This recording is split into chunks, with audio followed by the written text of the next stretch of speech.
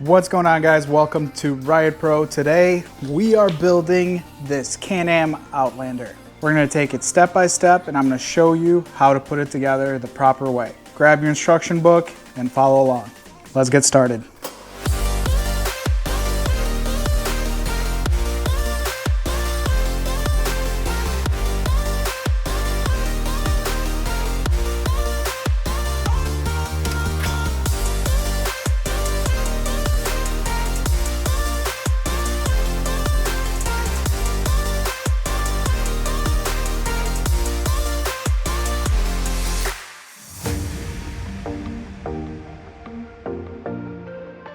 All right, now that I got everything unpackaged, what I like to do is I like to use the box as a platform, flip it upside down and put it right on top of the shipping box. I like to lay out all my parts so I could see what's what and exactly what I have and what I'm looking for, which makes it a lot easier. Everything's unwrapped and ready to go. Next thing we're gonna do is grab the instruction booklet and our tools, and we're gonna start assembling. As far as the tools go, you are gonna need a Phillips screwdriver. I am gonna be using a drill instead, but I do recommend to use a screwdriver if you wanna not risk stripping out some of the plastic. The next tool you're gonna need is a 10mm wrench. You can use scissors or something like this to clip zip ties. And last but not least, you're gonna need the 2 wrenches that are included with your ride-on car. So the first step that we're gonna do is remove all the shipping zip ties that keeps everything together on the steering linkage. We're gonna remove the steering stem from the car and save it so we can use it later.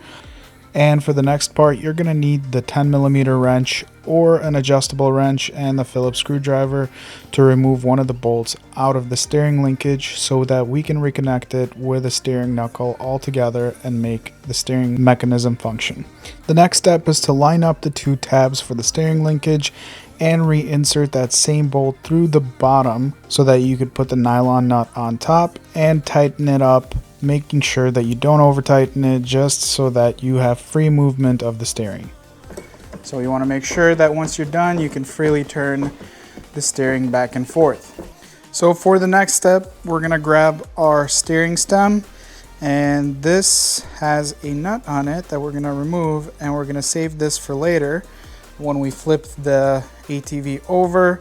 Inside your hardware bag, you will have one of these spring washers, a smaller washer, and a cotter pin like this that's gonna go through this end right here. So you're gonna install the smaller washer, and then you're gonna put on the pin and bend the pin after we get it installed into the ATV. So we're gonna go ahead and slide the shaft through the hole here. Line it up with the steering, and you might want to turn it back and forth a few times just to get it nice and lined up. And now we're going to install that smaller washer, and we're also going to install the pin, and you can use pliers or your fingers if you're able to bend that over just so it doesn't come out. And when you're done, it should look something like this. Now, as far as the spring washer, we're gonna set that aside with a nut because we're gonna need that once we flip it over for the handlebars. For the next step, we're gonna install the front wheels, and these would be the front wheels. So this is the outside, this is the inside, and you do not have a gear attached here, which we will attach. So you will need the actual gear, and it lines up with those tabs nicely in here, and we're going to use 4 screws from your hardware bag to secure it. Again, I'm using a drill on the lowest setting to make sure that I don't strip out any of the holes.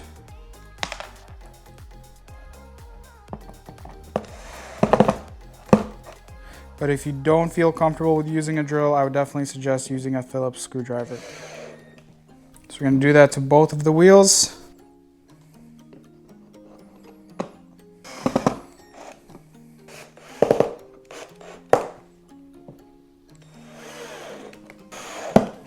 So once we're done with the wheels, we're going to go ahead and use the included wrench to remove these nylon nuts off of the front axles.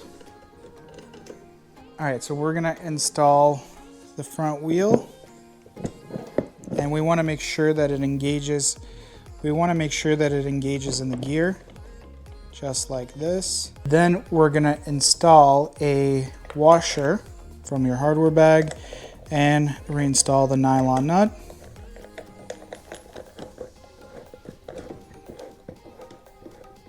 So once you tighten it, I like to go out about a quarter turn just to make sure it's not binding. Now we're gonna install the wheel covers, and you're just lining up these tabs right here on the wheels and clipping them in.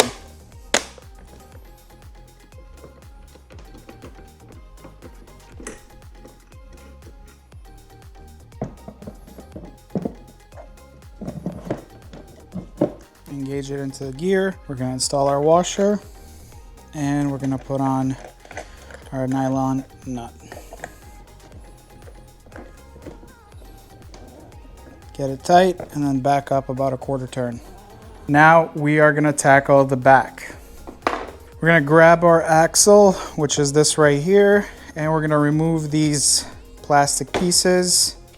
You don't need these, you can discard these.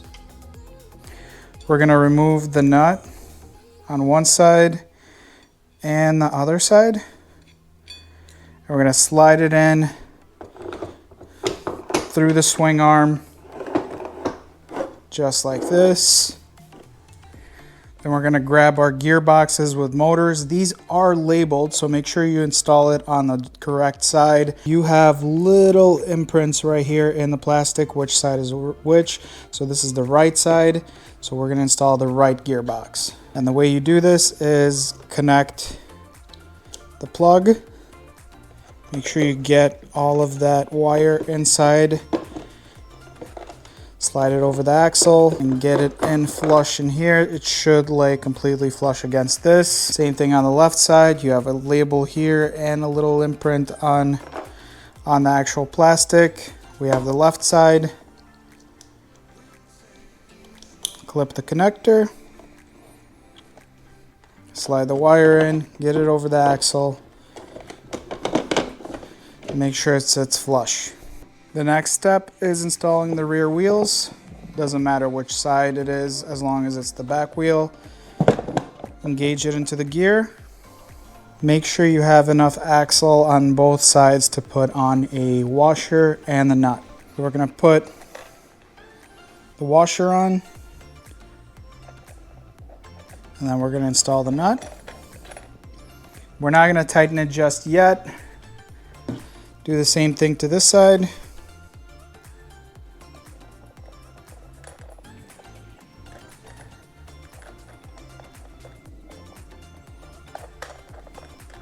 Now comes the fun part of tightening them both up at the same time. We're gonna use both of the wrenches included. We're gonna put one on one side, and we're gonna put the other one on this side, and we're gonna tighten them both at the same time.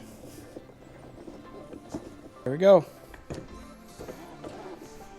And we're gonna install our leftover wheel covers. And now we're gonna flip it over. You might need a helping hand to do that. Now we're gonna install the bumper. This is the front bumper, and you're gonna need 6 screws from the hardware bag.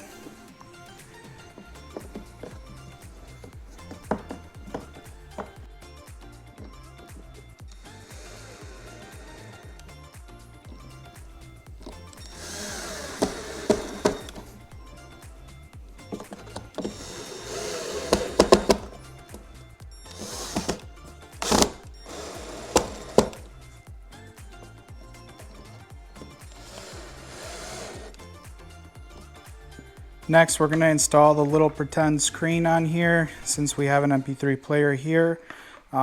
This on this side just clips in, and then we're going to clip this in right here.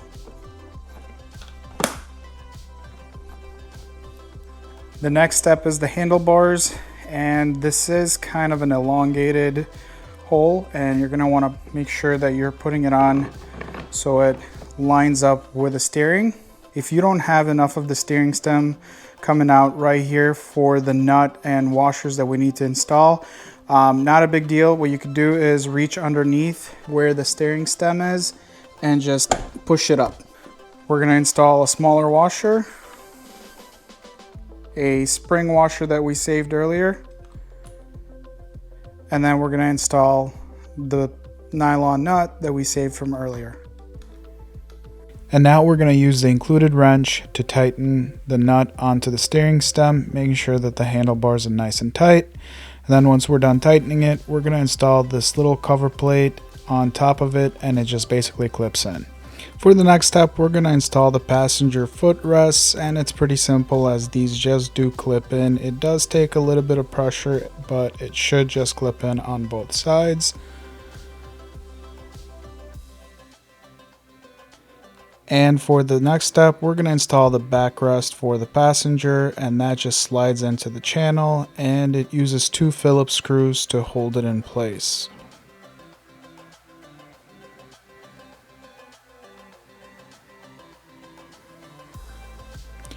Next, we're going to connect the power wire, and it's pretty simple. It's just the 2 red plugs that are unplugged under the seat. We're going to tuck in the wires and power on the car to make sure that everything works before we install the seat.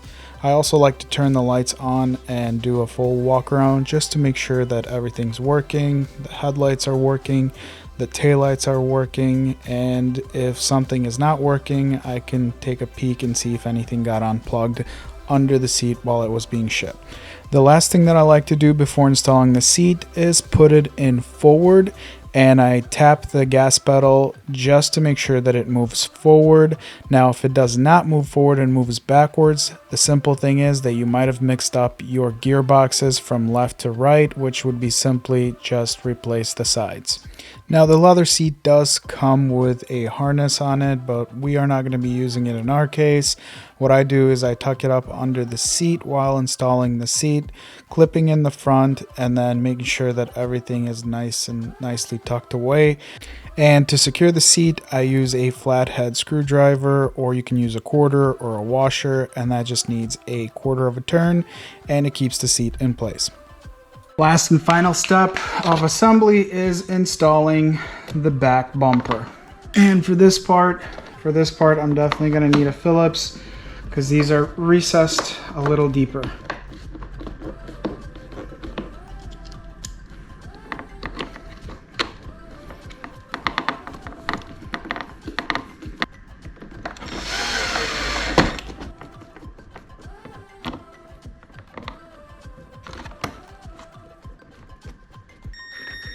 So the last and final step of getting this finished up is plugging it in to charge it. You want to make sure you fully charge it before you use it for the first time. Charging port is right here by the pedal, and when you plug it in, it is going to cut out all the power on the actual ATV. This is a 24 volt charger. I like to put tape or mark 24 volts on here, just so it doesn't get mixed up in case you have other ride-on toys, or if you have other 12 volt chargers that are not 24 volt, so you don't mix them up and use a 12 volt charger on this. Have some sort of a mark on it. Also, there is an indicator light right here. Now, when it's charging, it's going to display a red light. When it's fully charged, it's going to turn green, so you know that you're fully charged and ready to go. Now, you are going to have some spares left over for the ATV. Don't panic, these are spares, and some of the washers on here are for a different version of it. So what I like to do is just put it in the box from the charger and save it for later, just in case. So to give you a quick run through, you do have your MP3 player here that allows you to use a USB stick. You also have an input jack right here. You also have a selector here for high speed, low speed, 2-wheel drive, and 4-wheel drive, and on the same side you also have a light switch. On this side you have your forward, reverse, and stop, and obviously your power button to turn it on and off. You have your grab handles for the rear passenger with a backrest, and obviously your footrests for the back passenger. And at this point, we are completely done and ready to roll once we get it charged up. I want to thank you guys for watching. Hopefully you found this video helpful. If you did, smash that like button, hit that subscribe button, and I will see you guys on the next build.